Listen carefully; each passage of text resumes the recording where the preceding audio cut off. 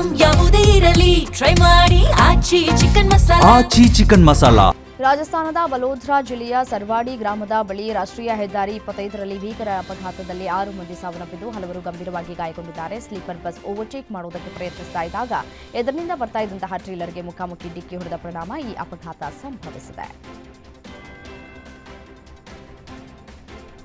ಇಂದು ಪ್ರಧಾನಿ ನರೇಂದ್ರ ಮೋದಿ ರಾಜಸ್ಥಾನದ ಅಜ್ಮೀರ್ನಲ್ಲಿ 14 ವರ್ಷದ ಬಾಲಕಿಯರಿಗೆ ದೇಶವ್ಯಾಪಿ ಹ್ಯೂಮನ್ ಪ್ಯಾಪಿಲೋಮಾ ವೈರಸ್ ಲಸಿಕೆ ಅಭಿಯಾನಕ್ಕೆ ಚಾಲನೆ ನೀಡಲಿದ್ದಾರೆ. ಈ ಲಸಿಕೆ ರೋಗ ನಿರೋಧಕ ಶಕ್ತಿಯ ಮೂಲಕ ಗರ್ಭಕಂಠದ ಕ್ಯಾನ್ಸರ್ ತಡೆಗಟ್ಟುತ್ತದೆ. ಫೆಬ್ರವರಿ 25ರಂದು ರಾಜ್ಯಗಳು ಮತ್ತು ಕೇಂದ್ರಾಡಳಿತ ಪ್ರದೇಶಗಳಿಗೆ ಕಳುಹಿಸಲಾದಂತಹ ಅಧಿಕೃತ ಪತ್ರದಲ್ಲಿ ಕೇಂದ್ರ ಆರೋಗ್ಯ ಸಚಿವಾಲಯವು ಅಭಿಯಾನಕ್ಕೆ ಚಾಲನೆ ನೀಡುವುದಕ್ಕೆ ಮುಂದಾಗಿದೆ.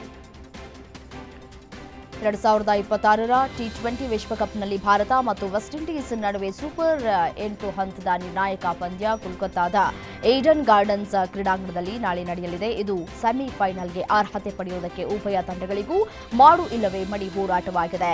ದಕ್ಷಿಣ ಆಫ್ರಿಕಾ ಈಗಾಗಲೇ ಅರ್ಹತೆ ಪಡೆದಿದ್ದು ಈ ಪಂದ್ಯದಲ್ಲಿ ಗೆದ್ದ ತಕ್ಷಣ ಸೆಮಿಫೈನಲ್ಗೆ ಪ್ರವೇಶಿಸಲಿದೆ.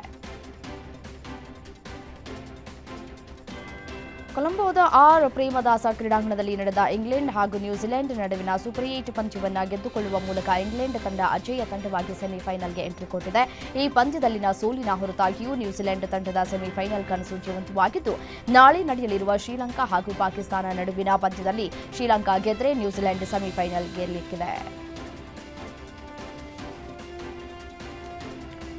ಇಂಗ್ಲೆಂಡ್ ವಿರುದ್ಧದ ನ್ಯೂಜಿಲೆಂಡ್ ಸೋಲು ಪಾಕಿಸ್ತಾನದ ಟಿ20 ವಿಶ್ವಕಪ್ ಸೆಮಿಫೈನಲ್ ಕನಸುಗಳಿಗೆ ಜೀವ ತುಂಬಿದೆ. ಇಂಗ್ಲೆಂಡ್ ಅಜೇಯವಾಗಿ ಸೆಮಿಫೈನಲ್ ಪ್ರವೇಶಿಸಿದ್ದು ಈಗ ಪಾಕಿಸ್ತಾನಕ್ಕೆ ಶ್ರೀಲಂಕಾ ವಿರುದ್ಧ ಕೊನೆಯ ಸೂಪರ್ 8 ಪಂದ್ಯದಲ್ಲಿ ಗೆಲ್ಲುವುದು ಅನಿವಾರ್ಯ. ಸೆಮಿಫೈನಲ್ ಪ್ರವೇಶಿಸುವುದಕ್ಕೆ ಪಾಕಿಸ್ತಾನ ನ್ಯೂಜಿಲೆಂಡ್ನ ಉತ್ತಮ ನೆಟ್ ರನ್ ರೇಟ್ ಅನ್ನು ಮೀರಿಸಬೇಕಿದೆ. ಇದು ದೊಡ್ಡ ಸವಾಲಾಗಿದೆ.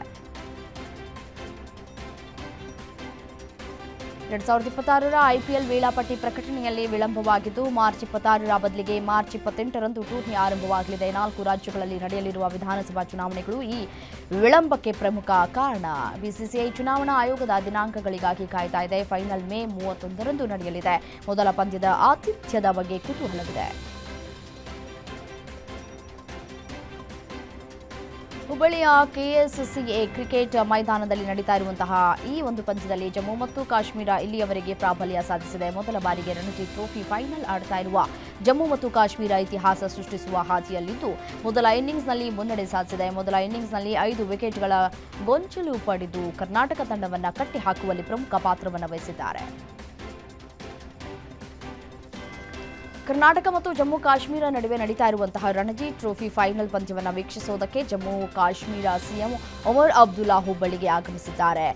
ಜೆಕೆ ತಂಡ ಬೃಹತ್ ಮುನ್ನಡೆ ಸಾಧಿಸಿ ಚೊಚ್ಚಲ ರಣಜಿ ಪ್ರಶಸ್ತಿ ಗೆಲ್ಲುವ ಸನಿಹದಲ್ಲಿದೆ. ಹೀಗಾಗಿ ತಂಡಕ್ಕೆ ಚೇರ್ ಅಪ್ ಮಾಡುವುದಕ್ಕೆ ಹುಬ್ಬಳ್ಳಿಗೆ ಬಂದಿಳಿದಿದ್ದು ಇವತ್ತು ಕೊನೆ ದಿನದ ಆಟವನ್ನು ವೀಕ್ಷಿಸಿ ತಂಡಕ್ಕೆ ಚೇರ್ ಅಪ್ ಮಾಡಲಿದ್ದಾರೆ.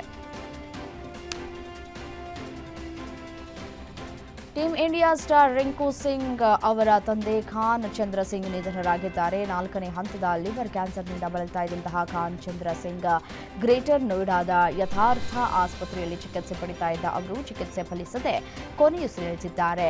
ಅಪ್ಪನ ಸ್ಥಿತಿ ಗಂಭೀರಗೊಂಡಿದ್ದರೂ ಟಿ20 ವಿಶ್ವಕಪ್ನ ಕೆಲ ಪಂದ್ಯಗಳನ್ನು ಆಡುವ ಮೂಲಕ ರಿಂಕು ಸಿಂಗ್ ತಮ್ಮ ಬದ್ಧತೆ ಪ್ರದರ್ಶಿಸಿದ್ದಾರೆ ಅಂತ ಹರಭಜನ್ ಸಿಂಗ್ ತಿಳಿಸಿದ್ದಾರೆ. ರಾಕಿಂಗ್ ಸ್ಟಾರ್ ಯಶ್ ಅಭಿನಯದ ಬಹುನಿರೀಕ್ಷಿತ ಚಿತ್ರವಾದ ಟಾಕ್ಸಿಕ್ ಚಿತ್ರದ ತಂಡದಿಂದ ಮತ್ತೊಂದು ಗುಡ್ ನ್ಯೂಸ್ ಸಿಕ್ಕಿದೆ. ಟಾಕ್ಸಿಕ್ ಚಿತ್ರದ ಮೊದಲ ಸಾಂಗ್ ರಿಲೀಸ್ಗೆ ಡೇಟ್ ಫಿಕ್ಸ್ ಆಗಿದ್ದು ಇದೇ ಮಾರ್ಚ್ 2ರಂದು ಬಿಡುಗಡೆಯಾಗಲಿದೆ. ಈ ಹಾಡಿನಲ್ಲಿ ನಟ ಯಶ್ ಬಹಳ ರಸಿಕನ ಅವತಾರದಲ್ಲಿ ಕಾಣಿಸಿಕೊಂಡಿದ್ದಾರೆ. ಇದೀಗ